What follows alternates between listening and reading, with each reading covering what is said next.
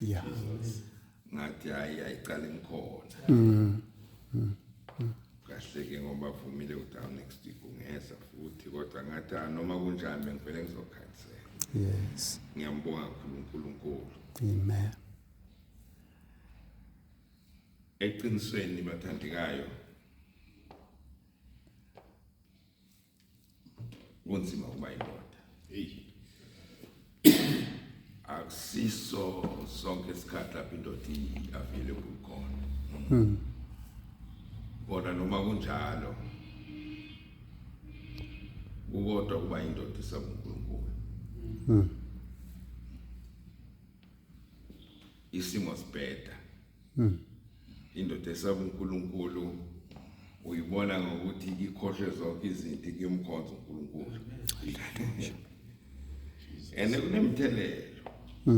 Yeah, you gain something. Awunomkhonza nje uNkulunkulu ungatholi lutho. Angishumayeli bazalwane sifundo le bathi ngidlule sona about the importance of men's service. Hallelujah.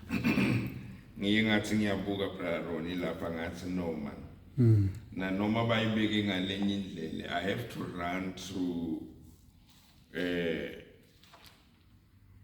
my aims. Yes, because I should think that is the short and long of it. It's where we get the importance of this service. Hallelujah. Before sifika lapho, ngifuna nje ukuchaza kancane ukuthi inkonzo le yamadoda le yaqala ngo-1972. Lapho babubhengu wow. In actual fact, akusinkonzo yafana yaqala. Athi ngiqaqise lapha. Inkonzo labo baba noma lamadoda azicelela yona. Okay. Ngoba babona ngazuthi bona abanamagroup. Njengoba umama bakhona namantombazane laba abantu bonke lamagroup lama Sunday school. Magroup okuqala abakhona. Laba bantu manje thina baba sesiyowenza njani ngoba nabo bomama wathi okay yakhana amabala. Kodwa ngokuba kumfuke ngakhuluma le ndaba. But was just joking and laughing about umakhuluma le ndaba. It was not that much serious with Velangwene group. But those people labibala they accepted that ufuna qala konke amadoda. Uma sebabuyela uzobona ngento yinye. Akukho okuningi obakubheka kusho. Uma fundisa ngezinkonzo zamadoda. He just encouraged ngoba naye seya ithi. Seqalile. Unlike ezinkonzweni ze-Sunday school lapha beka umgomo omkhulu. Kundlule enkonzweni yamadoda. Ngiyithi no wonder kunzima kangaka. Akuzange kuba khona umbono. Akuzange khona izwi esakhelwa phezu kwayo. Kodwa noma kunjalo kodwa siyabonga ukuthi saba nayo ke inkonzo yamadoda. Ngo-1985 yilapho kwaqala kwakhethwa khona ma-organizers.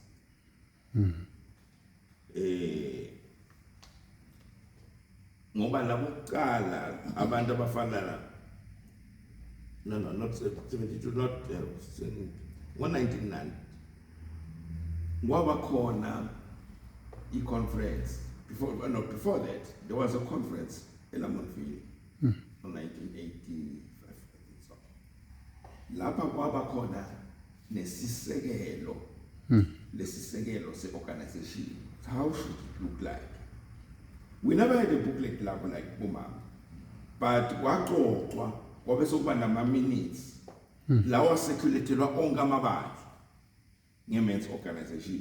Yilapho ke zonke lezifundo zethu zasuka khona kulawo ma-minutes. Ngithanda isummary lendwa ngibaba uMkolishi.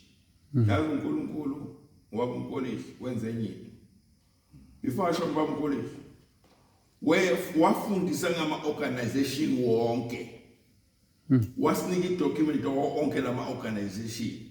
Uthaqala njani kwenzakalani because he's one person that was directly involved.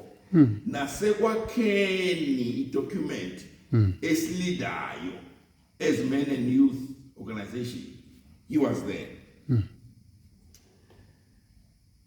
Abaningi ke baze bathi lenkonzo yamadoda le ngazuthi i-based kakhulu ekutheni ifundisa umuntu omusha ukuthi ahlale njani no aziphathe njani nokuthi oshadile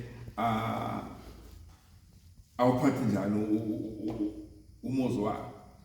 Iqiniso le kodwa uma sibuka lapha kuma aims kukhona lapha to combine the youth and men in the assembly. Uyabona sino mfowethu la ncane kithi. Indlela lofuna sibahlanganise thina esishadile nabo as youth kunendlela ufuna sibakhe kuyo sibahlanganise. You know the reason why this came as one of the first thing is that kunale issue ukuthi immense organization yabo baba ukaningi noma sikhuluma sithi zikhuluma men noma abantu abashadile akusiko lokho. Ngicela uku-attenda immense organization emile ngimncane ngoba bengihamba nobaba. Uma ngithi ngiyaphatha hayi yethu yenu sagcoka isudu ugcoka ithayi uphi ithayi ube emadodeni. Yes sagcoka uyigcokele. Then you could tell us that but total bethi ngulu ve basihambani phumani and all that. But gradually when you grow up automatically ubona senhleli noma khulunywa it's because your mind sebayisondeze ebudodeni. Yeah. Yeah, so khulile. Secondly, la madoda yilapha madoda wonke uncane noma umusha ufundiswa khona ngema aims and objective ale nkonzo yemadoda. Awunoyazi inkonzo yamadoda ukuthi menjani uma ungazi ukuthi kahle kahle ama aims ayo emenjani. And to teach unity. Yazi bathandekayo uma sila inkonzo yenu sikhonza as men there should be unity. Yeah. Lento ukuthi lo mncane lo upawusho kahle ungabodelela ukusha umuntu. Asinababasha ngenxa yomlomo wethu nangendlela esingabakheli ku unity ngayo. Unity goes a very long way. A very, very long way. And nokuthi as men si understandane.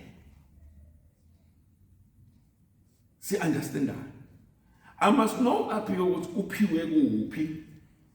Nokuthi umuntu onjani. Anginothatha umfowethu umashakeni ngiyomenzisa lapho ngasazi khona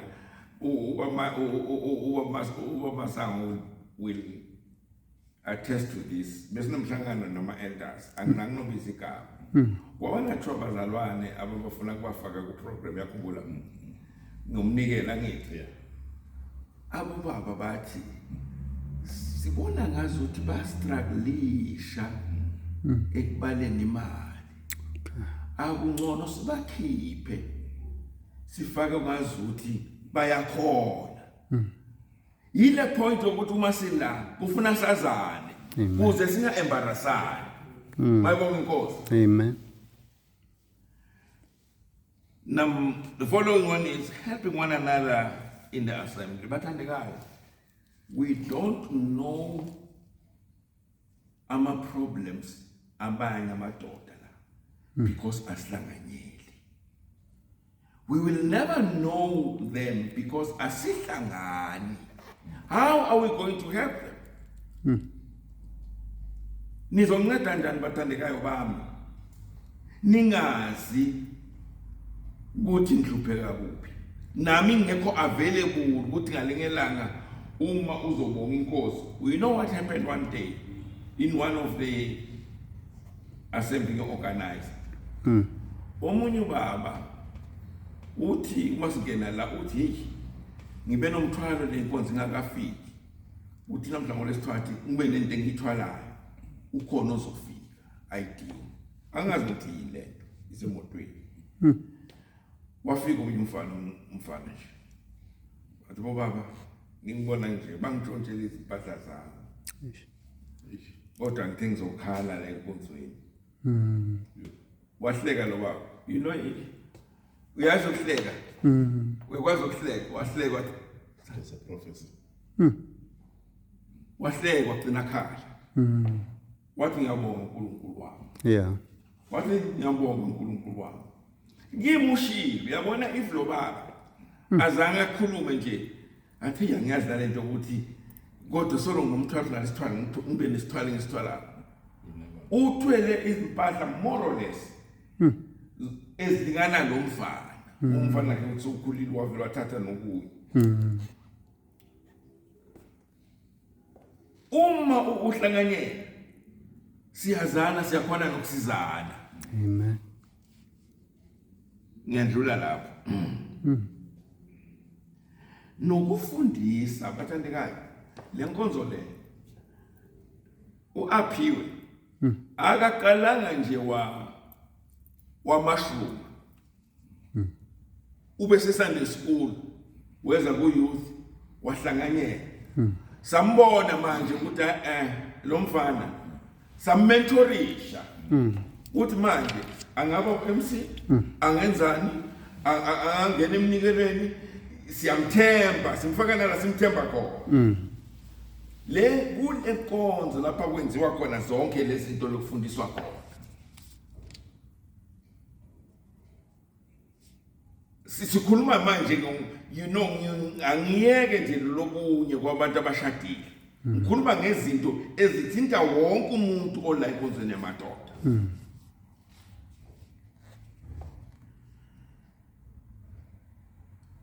Okubalulekile sifundise nokuthi how to give testimony. Okay. Ukuthi sifakaza njani. Akufakazwa noma njani. Uyindoda. Kunezinto ongazifakazi noma njani. You structure ilimi lakho ufuna kube lilimi elakhekayo elakhako. Amen. Mayibonga inkosi. Amen. Sifundise futhi nokuthandaza. Akwenzeki lokho. Akwenzeki sengafiki lelo zinga la. Ngoba sihlanganyeli. Ukukhuleka it's something that esifundisana ngabo. Bathandekayo ukukhuleka. Abanye bethu uthi ubaba wakho walela ngikhuluma uthi yegogo ngangisaba nokukhuleka. Zasanda ukusindiswa. Uthi kwakunzima. Uthi ngoba sihlanganyela namadoda akhulekako. Ngezwe nami ngikhuluma enye into manje. Ngimzwile lo athi. Uma ulandelela ukuthi indoda wakhuluma ngokukhulu bezulu la. Umuntu athi nayi lento la eBhayibhelini. Ngithola la. Uma nawe sokhuleka ubala ukukhulu bezulu. Ukhuluma into unobufakazi bayo ifunde embhalweni. Amen. Siyafundisana ukukhuleka.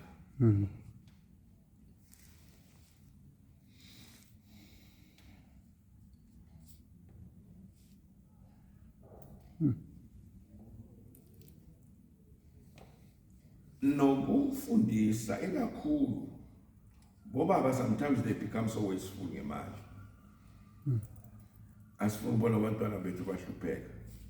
to an extent ungaze uhole uthathe yonke into uyabhalansa ukubajabule ukhohle ukuthi kunesikhathi esoyifuna le mali yini lapha sifundisana khona even le budget la uyazi abazalwane bathi bahlupheka kanti abahlupheka ngendlela bahlupheka bacabanga ngayo it's because they can't budget ngisho nabantu abahola kakhulu kunabantu that they cannot budget uma wata budget uthi ngamagama bhala expenditure uthi budget akabuki leqineni kwale line bathi kune bottom line lalabathi but what is it that I want to achieve what omunye budget iqala la ku bottom line ubese uyakha ukhuphuka siyahlomisana ngezinto eziningi Amen. uma sesijwayelene mhlambe sesiyafundisana ukuthi uma election lapha ekhaya hamba njani senza njani aloko ama election ke lokho siyafundiswa ke kodwa kukhona indaba engifuna kuyithintela kulama aims lawo sikhuthaza ukukhonza komadoda Amen. konke lokunye lokho akwenzeki amen kungekho ini ukukhonza fellowship uma amadoda khonza yonke into iyenzeka uma amadoda angakhonzi ubonakala ngokuthi kube nemibuzo leminingi ebandleni ukuthi why solo kusetshenziswa lo